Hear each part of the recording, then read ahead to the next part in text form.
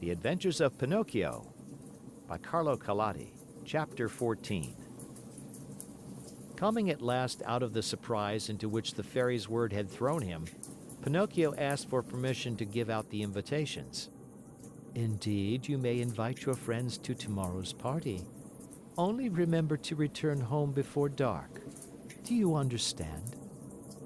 "I'll be back in 1 hour without fail," answered the Marionette. "Take care, Pinocchio.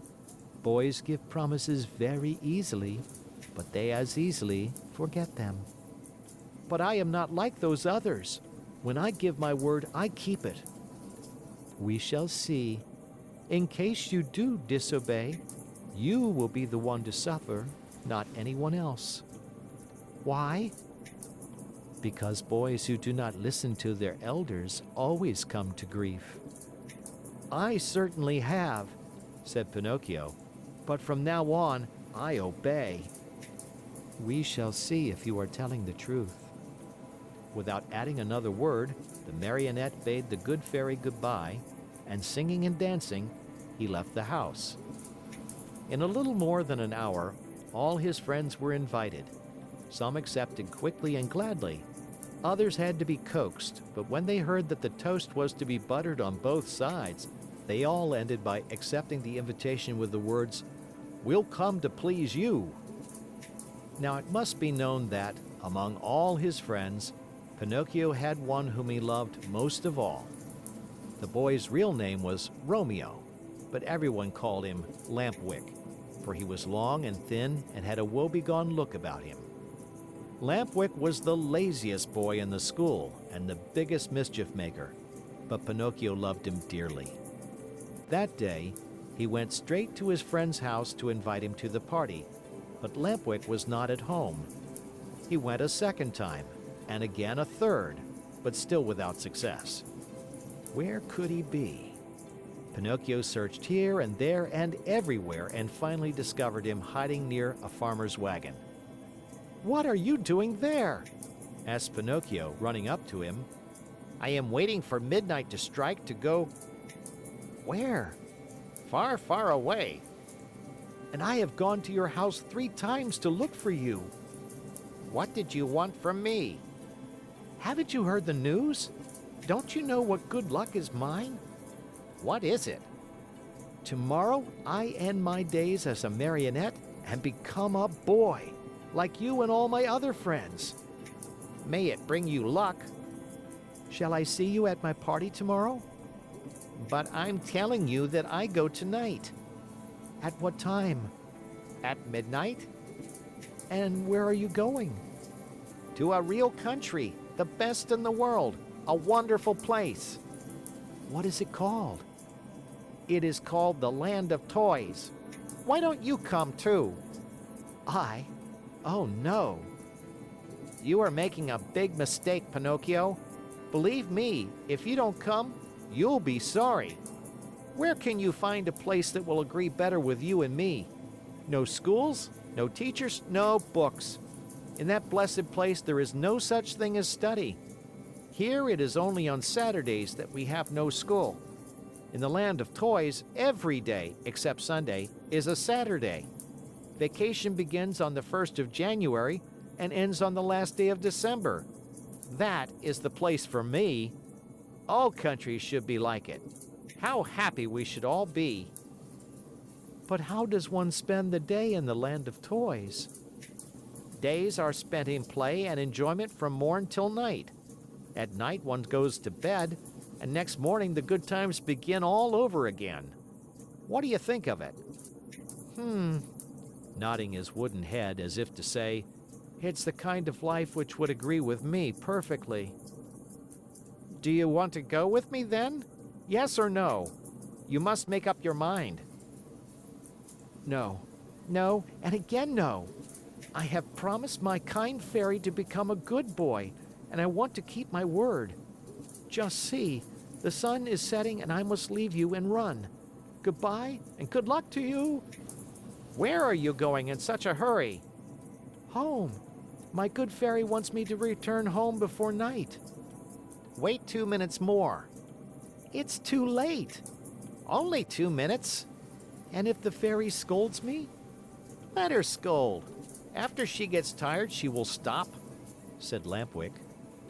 Are you going alone or with others? Alone? There will be more than 100 of us. Will you walk? At midnight, the wagon passes here that is to take us within the boundaries of that marvelous country.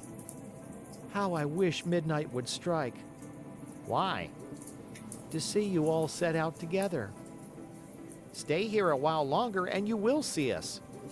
No, I want to return home. Wait 2 more minutes. I have waited too long as it is. The fairy will be worried. Poor fairy. Is she afraid the bats will eat you up? Listen, Lampwick, said the marionette. Are you really sure that there are no schools in the land of toys? Not even the shadow of one. Not even one teacher? Not one. And one does not have to study? Never, never, never. What a great land, said Pinocchio, feeling his mouth water. What a beautiful land. I have never been there, but I can well imagine it. Why don't you come too? It is useless for you to tempt me. I told you I promised my good fairy to behave myself, and I am going to keep my word. Goodbye then, and remember me to the grammar schools, to the high schools, and even to the colleges if you meet them on the way. Goodbye, Lampwick. Have a pleasant trip, enjoy yourself, and remember your friends once in a while. With these words, the marionette started on his way home. Turning once more to his friend, he asked him, But are you sure that, in that country, each week is composed of 6 Saturdays and 1 Sunday? Very sure. And that vacation begins on the 1st of January and ends on the 31st of December? Very, very sure. What a great country, repeated Pinocchio, puzzled as to what to do. Then, in sudden determination, he said hurriedly, Goodbye for the last time, and good luck. Goodbye. How soon will you go? Within 2 hours. What a pity. If it were only 1 hour, I might wait for you. And the fairy? By this time I'm late, and 1 hour more or less makes very little difference. Poor Pinocchio. And if the fairy scolds you? Oh, I'll let her scold. After she gets tired, she will stop. In the meantime, the night became darker and darker. All at once in the distance, a small light flickered. A queer sound could be heard, soft as a little bell, and faint and muffled like the buzz of a faraway mosquito. There it is, cried Lampwick, jumping to his feet. What? Whispered Pinocchio. The wagon which is coming to get me. For the last time, are you coming or not? But is it really true that in that country boys never have to study? Never, never, never. What a wonderful, beautiful, marvelous country. Oh. Finally, the wagon arrived. It made no noise, for its wheels were bound with straw and rags. It was drawn by 12 pair of donkeys, all of the same size, but all of different color. Some were gray, others white, and still others a mixture of brown and black. Here and there were a few with large yellow and blue stripes. The strangest thing of all was that those 24 donkeys, instead of being iron-shod like any other beast of burden, had on their feet laced shoes made of leather, just like the ones boys wear. And the driver of the wagon? Imagine to yourselves a little fat man, much wider than he was long, round and shiny as a ball of butter, with a face beaming like an apple, a little mouth that always smiled, and a voice small and wheedling like that of a cat begging for food. No sooner did any boy see him than he fell in love with him, and nothing satisfied him but to be allowed to ride in his wagon to that lovely place called the Land of Toys. In fact, the wagon was so closely packed with boys of all ages that it looked like a box of sardines. They were uncomfortable. They were piled one on top of the other. They could hardly breathe. Yet not one word of complaint was heard. The thought that in a few hours they would reach a country where there were no schools, no books, no teachers, made these boys so happy that they felt neither hunger, nor thirst, nor sleep, nor discomfort. No sooner had the wagon stopped than the little fat man turned to Lampwick. With bows and smiles, he asked in a wheedling tone, "Tell me, my fine boy, do you also want to come to my wonderful country?" "Indeed I do." "But I warn you, my little dear, there's no more room in the wagon. It is full." "Never mind," answered Lampwick. "If there's no room inside, I can sit on the top of the coach." And with one leap he perched himself there. "What about you, my love?" asked the little man, turning politely to Pinocchio. "What are you going to do? Will you come with us, or do you stay here?" "I stay here," answered Pinocchio. "I want to return home, as I prefer to study and to succeed in life." "May that bring you luck."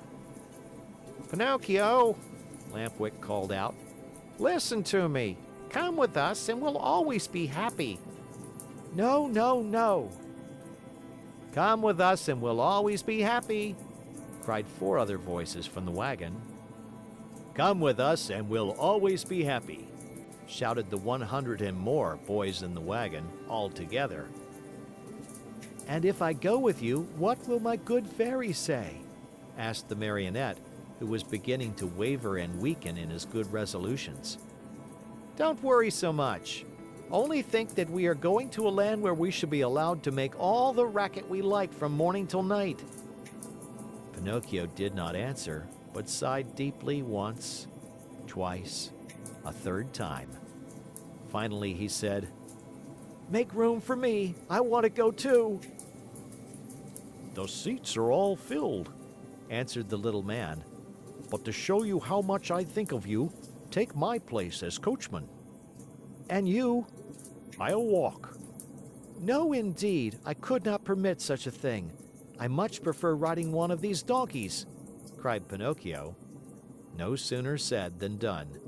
He approached the first donkey and tried to mount it, but the little animal turned suddenly and gave him such a terrible kick in the stomach that Pinocchio was thrown to the ground and fell with his legs in the air. At this unlooked-for entertainment, the whole company of runaways laughed uproariously. The little fat man did not laugh. He went up to the rebellious animal and, still smiling, bent over him lovingly and bit off half of his right ear. In the meantime, Pinocchio lifted himself up from the ground and with one leap landed on the donkey's back. The leap was so well taken that all the boys shouted, "Hurrah for Pinocchio!" and clapped their hands in hearty applause. Suddenly, the little donkey gave a kick with his 2 hind feet, and at this unexpected move, the poor Marionette found himself once again sprawling right in the middle of the road. Again the boys shouted with laughter, but the little man, instead of laughing, became so loving toward the little animal that, with another kiss, he bit off half of his left ear. "You can mount now, my boy," he then said to Pinocchio. "Have no fear. That donkey was worried about something, but I have spoken to him and now he seems quiet and reasonable." Pinocchio mounted and the wagon started on its way. While the donkeys galloped along the stony road, the Marionette fancied he heard a very quiet voice whispering to him. "Poor silly, you have done as you wished, but you are going to be a sorry boy before very long." Pinocchio, greatly frightened, looked about him to see whence the words had come, but he saw no one. The donkeys galloped, the wagon rolled on smoothly, the boys slept, Lampwick snored like a dormouse, and the little fat man sang sleepily between his teeth. After a mile or so, Pinocchio again heard the same faint voice whispering, "Remember, little simpleton, boys who stop studying and turn their backs upon books and schools and teachers in order to give all their time to nonsense and pleasure, sooner or later come to grief. Oh, how well I know this! How well I can prove it to you! A day will come when you will weep bitterly, even as I am weeping now, but it will be too late." At these whispered words, the Marionette grew more and more frightened. He jumped to the ground, ran up to the donkey on whose back he had been riding, and taking his nose in his hands, looked at him. Think how great was his surprise when he saw that the donkey was weeping, weeping just like a boy. "Hey, Mr. Driver!" cried the Marionette. "Do you know what strange thing is happening here? This donkey weeps." "Let him weep. When he gets married, he will have time to laugh." "Have you perhaps taught him to speak?" "No. He learned to mumble a few words when he lived for 3 years with a band of trained dogs." "Poor beast." "Come, come," said the little man. "Do not lose time over a donkey that can weep. Mount quickly and let us go. The night is cool and the road is long." Pinocchio obeyed without another word. The wagon started again. Toward dawn the next morning, they finally reached that much longed for country, the land of toys. This great land was entirely different from any other place in the world. Its population, large though it was composed wholly of boys. The oldest were about 14 years of age, the youngest 8. In the street there was such a racket, such shouting, such blowing of trumpets, that it was deafening. Everywhere groups of boys were gathered together. Some played at marbles, at hopscotch, at ball. Others rode on bicycles or on wooden horses. Some played at blind man's buff, others at tag. Here a group played circus, there another sang and recited.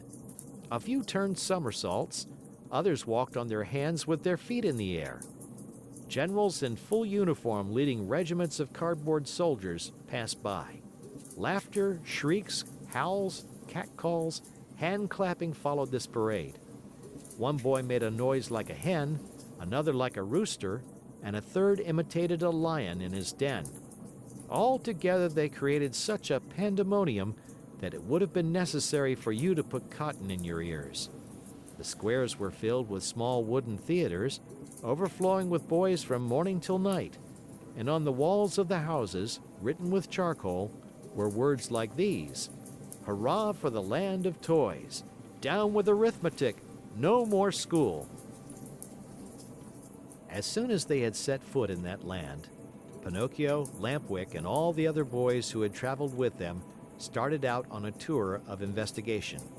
They wandered everywhere. They looked into every nook and corner, house and theater. They became everybody's friend. Who could be happier than they? What with entertainments and parties, the hours, the days, the weeks passed like lightning. "Oh, what a beautiful life this is!" said Pinocchio each time that, by chance, he met his friend Lampwick. "Was I right or wrong?" answered Lampwick. "And to think you did not want to come! To think that even yesterday the idea came into your head to return home to see your fairy and to start studying again! If today you are free from pencils and books and school, you owe it to me, to my advice, to my care. Do you admit it? Only true friends count, after all." "It's true, Lampwick, it's true. If today I am a really happy boy, it is all because of you. And to think that the teacher, when speaking of you, used to say, 'Do not go with that Lampwick. He is a bad companion, and someday he will lead you astray.'" "Poor teacher," answered the other, nodding his head. "Indeed, I know how much he disliked me, and how he enjoyed speaking ill of me. But I am of a generous nature, and I gladly forgive him." "Great soul," said Pinocchio, fondly embracing his friend. 5 months passed, and the boys continued playing and enjoying themselves from morn till night, without ever seeing a book or a desk or a school. But, my children, there came a morning when Pinocchio awoke and found a great surprise awaiting him, a surprise which made him feel very unhappy, as you shall see. End of chapter.